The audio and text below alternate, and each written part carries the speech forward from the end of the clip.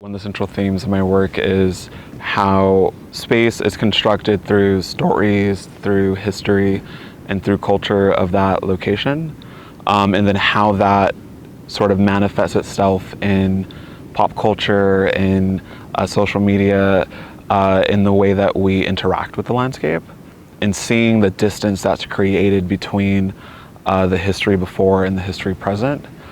So I look at the history of photography, the history of film and visual culture, as well as local history, to see how these individual experiences have been disseminated to the masses, and then how the masses are then interacting back with that landscape. And then I then create images based off of that relationship.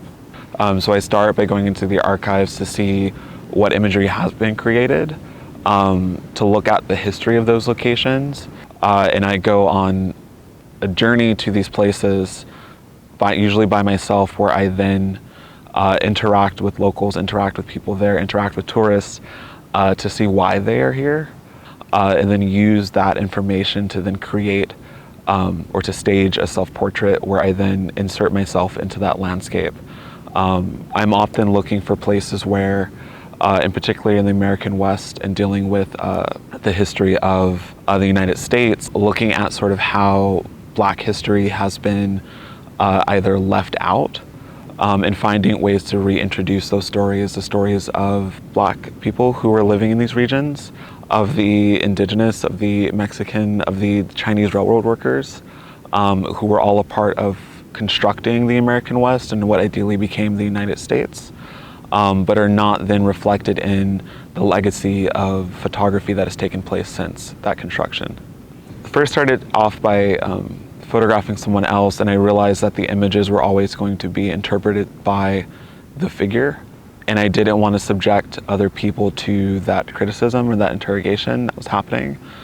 So then I then put myself in that place, and I made a purpose choice to wear a specific outfit so that there's consistency in the series, no matter when I'm working on this project, whether it is, right now when I'm 32 or when I'm 60.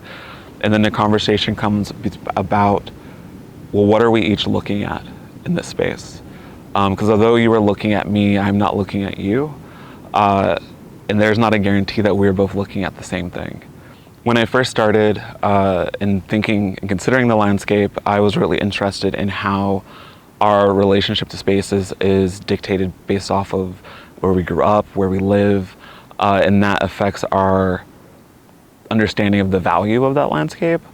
But in thinking about the landscape, I was really interested in the fact that every sort of culture has a landscape that they hold value to, that sort of represents their sort of cultural values.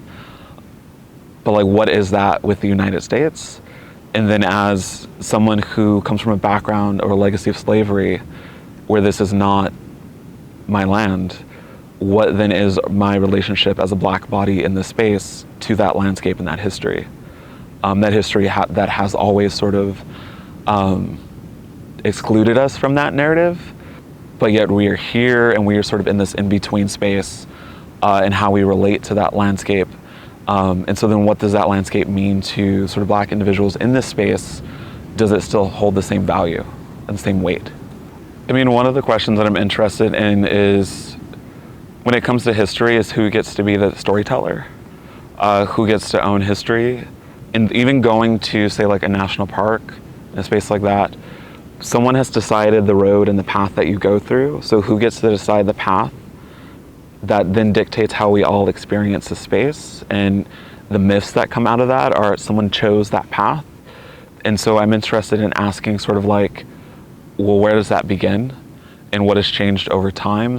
And is it true to the history of that space? And so when I think about erratic fields, and with my work, it's looking at sort of like, okay, we have this narrative that's been put over the landscape.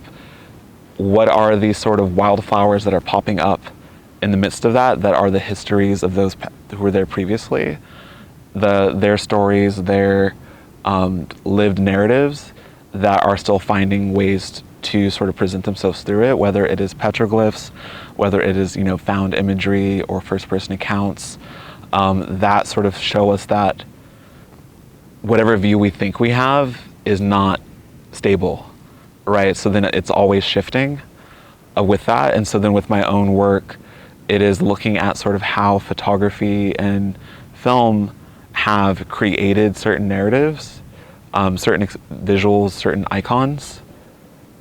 But does that hold up when you go to the space and you see that, okay, like this isn't this sort of thing, or this framing has left out all these other things behind it that completely change how we sort of relate to the space.